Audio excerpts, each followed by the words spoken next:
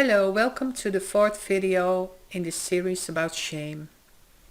In this video we are showing you how the mechanism of shame, the freeze response, creates an inner split, a disconnection within oneself. In our first video we talked about the vital necessity of connection. We as humans, we are wired for connection. We cannot survive without connection, it's vital. Shame is a stress response to a rejection. It's part of the fight, flight, freeze response to stress. Our biggest fear, you could say our biggest stress, is the fear of being disconnected. Disconnection from others, from ourselves, from source, from our bodies. So this is where stress comes from, in essence. In order to survive, we are depending on others. As a child, we are dependent on various authority figures. We need our parents to feed us. We need our teachers to teach us. So let's name the parents, the teachers, etc., the authority figure. Because we are dependent on the authority figures, as a healthy child, we reach out to establish a connection. We need to bond. So we reach out for survival. When this reaching out for connection is answered in a healthy way, the child learns now and in later life how to establish healthy relationships. It learns to connect in a healthy way. When this reaching out for connection is not being answered, and instead the child is being rejected or neglected, what happens with the reaching out? What happens with this energy? So the reaching out goes in one direction and it's not being answered. It has to redirect itself.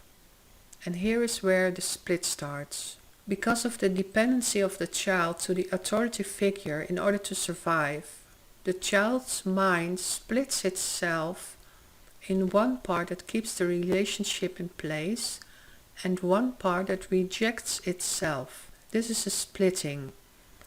The bounced back energy becomes a suppressed part of the child, and this becomes a shadow. The other part that is needed to keep the connection becomes a mask. It becomes a fake persona that's not being rejected. For example, Johnny, age 4, plays outside and he falls into the mud. He scratches his knee and his clothes are all dirty.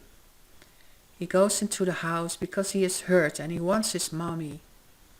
Now in the house he finds his mother who just cleaned the white tiled floor. It's all crispy clean. And his mother gets upset. She screams in anger at Johnny about the mud trays he leaves behind. "Go to the bathroom and wash that dirt off, you filthy monster." Now if Johnny wants to keep the connection with his mother, he has to swallow his tears and suppress the dirty Johnny inside the closet of his mind and put clean Johnny in front so he will be sure that he gets his mother's love next time. So at that moment, dirty Johnny becomes a split part. It becomes his shadow.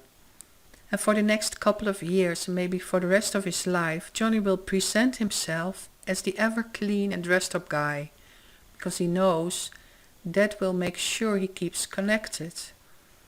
And this will become his mask, his ego. Now ego is not a bad word, it means self-image, sense of self. Who am I? What is the image I have of myself? So ego is neutral and it can both be a healthy sense of self or an unhealthy sense of self. An unhealthy sense of self is referred to as toxic ego.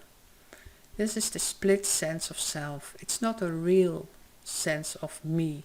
This splitting of ourselves can happen in many occasions. It means that we are fragmented. It's like pushing yourself away inside of yourself. And because this is an impossible movement, because you can't push yourself away, this is why it feels frozen. This is the freeze. Now what happens with the shadow part is that it will always want to come back into existence. It will pull you. It will pull you until you heal it. So the shadow part is like a wound. And what shame does, it keeps the two parts in ourselves, both our mask and our shadow, into a split. It's a frozen state of inner duality. With our masks, we interact with others in daily life. And our shadow, behind the mask, prevents us to be present. Do you remember the video about emotions, where it says that shame is the bottom low emotion, the bottom frequency of emotions?